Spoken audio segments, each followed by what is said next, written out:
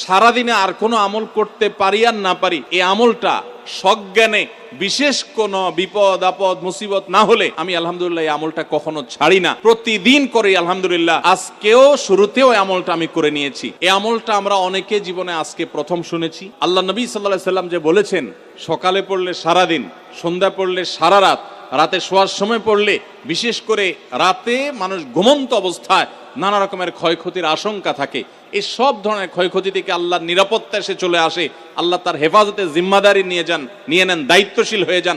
সবকিছু থেকে যথেষ্ট, সবকিছু থেকে আল্লাহ তাআলা তাকে নিরাপদ করে দেন। এই বিশ্বাস, এই ইয়াকিন নবী সাল্লাল্লাহু আলাইহি ওয়াসাল্লামের কথার প্রতি আমাদের আছে না নাই? তাহলে এই সূরাগুলো আমরা আজ থেকে আমল করব তো ইনশাআল্লাহ। কোরআনে কারীমের এই শেষের তিনটা সূরা এমন তিনটা সূরা যে আমাদের প্রিয় নবী সাল্লাল্লাহু আলাইহি সাল্লাম সারা দিনে সবচাইতে বেশি সংখ্যক বার যেই সূরাগুলোকে ওয়াজিফা হিসাবে, আমল হিসাবে পড়ার নির্দেশ দিয়েছেন কোরআনে কারীমের, সেই সূরাগুলো হলো এই তিনটা সূরা। এই তিনটা সূরা দিনে এবং রাতে যত বেশি সংখ্যক বার পাঠ করতে হয়, অন্য কোন সূরা, এমনকি অন্য কোন দোয়া এত বেশি সংখ্যক বার পাঠের নির্দেশ কোরআনে অথবা হাদিসে কোথাও দেওয়া হয় নাই।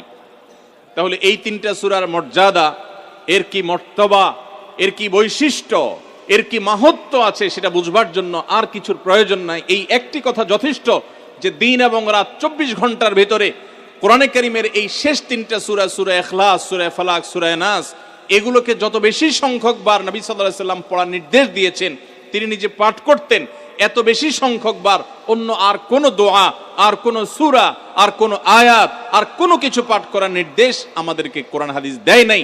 এখান থেকে এই তিনটার সূরা যে আল্লাহর কাছে কত গুরুত্বপূর্ণ, নবী সাল্লাল্লাহু আলাইহি সাল্লামের কাছে কত গুরুত্বপূর্ণ, যে রিপিটেডলি এত বেশি সংখ্যক বার পাঠ করার নির্দেশ দেওয়া হয়েছে, এটা পরিষ্কারভাবে বোঝা যায় কি যায় না বলেন? সম্মানিত ভাইরা আমার, সূরা ইখলাস, সূরা ফালাক, সূরা নাস, এই তিন সূরা দিন এবং রাত সব মিলিয়ে আমাদের প্রিয় নবী সাল্লাল্লাহু আলাইহি ওয়াসাল্লাম তিন জায়গায় তিনি তিন সময় এই সূরাগুলো পাঠ করতেন। একটা হলো সকাল এবং সন্ধ্যায়। সকাল এবং সন্ধ্যায় নবী করিম সাল্লাল্লাহু আলাইহি ওয়াসাল্লাম তিন কুল পড়তেন। এটাকে সংক্ষেপে বলা হয় তিন কুল। যেহেতু তিন সূরা শুরুতে কুল শব্দটা আছে, এই জন্য সংক্ষেপে বলা হয় তিন কুল। এই তিন কুল ইখলাস, ফালাক, নাস, এই শেষের তিনটা সূরা কোরআনের, এই তিনটা সূরাকে আমাদের প্রিয় নবী সাল্লাল্লাহু আলাইহি ওয়াসাল্লাম সকাল সন্ধ্যায় পড়তেন। একটা টাইম পাইলাম, কোন টাইমে পড়তেন? সকাল এবং সন্ধ্যায়। সকাল এবং সন্ধ্যার পাশাপাশি তিনি রাতে ঘুমানোর আগে আবার পড়তেন। তাহলে দুইটা টাইম পাইলাম।